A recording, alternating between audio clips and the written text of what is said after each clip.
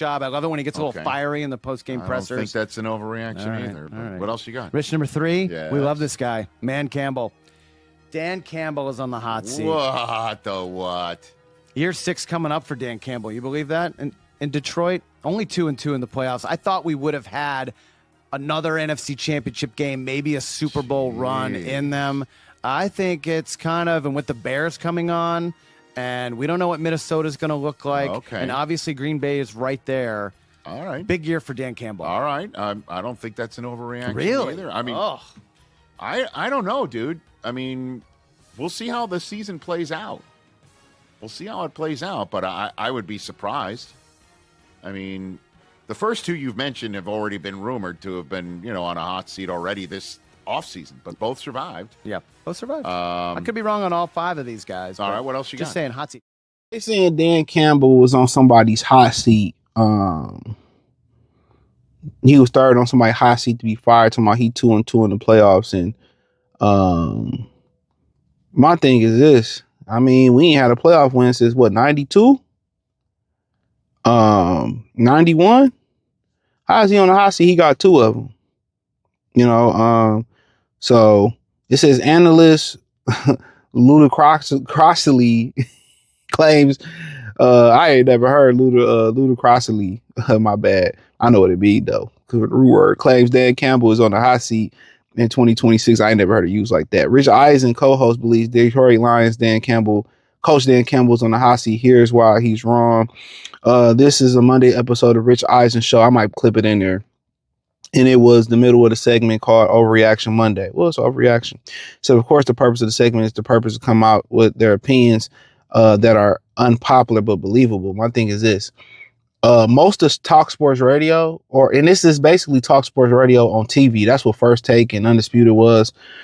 It's overreaction. It's overreacting. It's crazy, ludicrous takes to get people engaged. That's all this shit. That's all the internet is. Buzzwords and far left takes. But in particular clip is not from Eisen himself, but it's from co-host, senior producer of the show, Chris Brockman. Never heard of him. He offered a countdown of 5 coaches entering the season on a hot seat, and Campbell came in number 3 on the list. Year 6 coming up for Campbell. Can you believe that? Brockman said Detroit is only 2-2 in the playoffs. I thought we've had another NFC Championship game, maybe a Super Bowl run in them.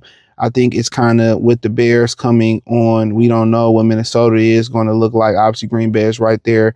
Big year for Dan Campbell. Eisen responded, I don't think that's an overreaction. I don't know, dude. We'll see how the season plays out. We'll see how it plays out. But I would be surprised. And it's not. I mean, what do you expect? He came in, worst franchise. GM kept picking up broken up players. It kept being a bunch of injuries.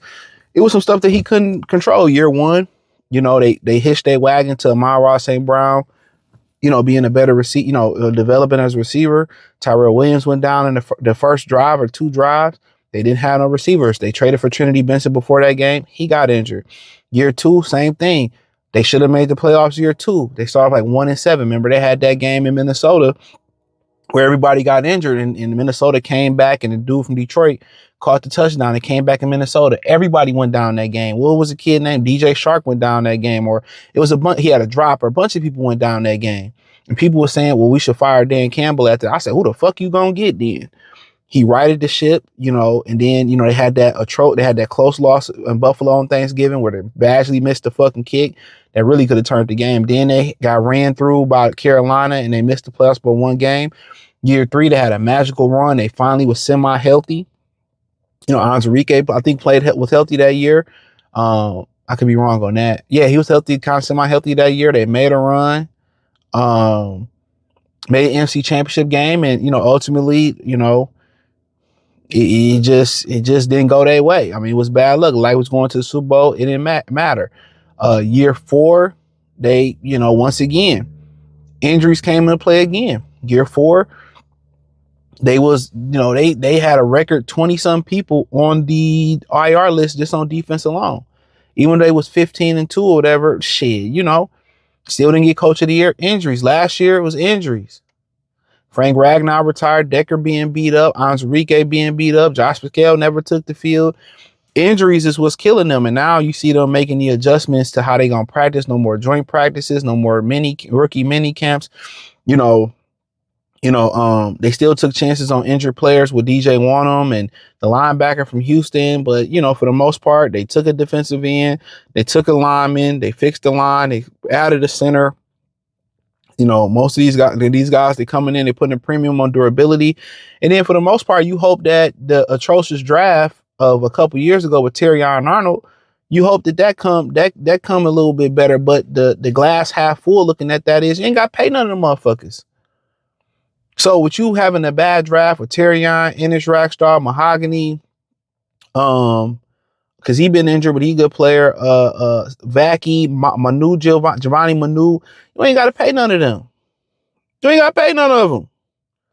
But, you hope this year that Terrion Arnold step up, a Rackstraw step up and stay healthy. You heard Manu come in and really, compete at the guard spots and the tackle spots. I mean, you hope Vaki can give you something out the backfield with Pacheco and Jahmyr Gibbs. Mahogany, you hope he stay healthy and play really good at guard and really solidify offensive line. And if he don't, you got Manu, you got the kid from LSU, Miles Frazier. You got the backup center, Drew Scroggins, who could play guard and center. So, I mean, they're in a good position. It's just that it took them 5 seasons to figure out it has to be a premium on durability. It took him 5 seasons. So I can't say I can't say he on the hot. It's really not been in his control. It's really been the GM picking Anzarike, who had a significant back injury, picking Josh Pascal, who had all types of injuries coming into the NFL. It's that atrocious draft with Terrion's not staying healthy, Rackstraw not staying healthy, Vaki not staying healthy, Giovanni not staying healthy, Mahogany not staying healthy. That's 7 fucking people. He constantly get people that don't stay healthy, and those are the only ones we could think about. It's not like he drafting these guys and they can't play. Sometimes, like Rockstar, we can't even see if they can or can't play. So, if some of these guys stay healthy and the guys like Tesla develop, Anzarike come back and give you something. Some of these guys that's been injured can give you something and can take the next step. Vaki, Manu, Tesla, Rackstraw, Terrion, if they can develop and take another step, man, they got a strong team with a weak schedule on paper. They got a strong team with a weak schedule on paper, man. So, now they're gonna be a little bit fresher. Now, will they play preseason or not? That's up to them. I can't call that.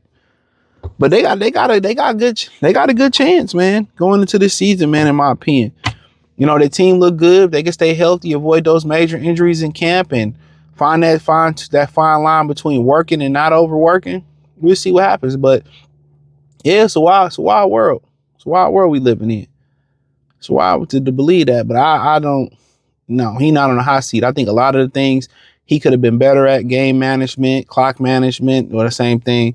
But I like how he aggressive. You can lose being the beta. You can lose playing it safe. Go out there and be him. Go out there and take the game in your control. So hit the link in the description. You can find me on X, Facebook, Kick, Twitch, Instagram, my other platforms, everything inside the link tree. I appreciate y'all. Check out Detroit Lions Talk playlist for more videos like this.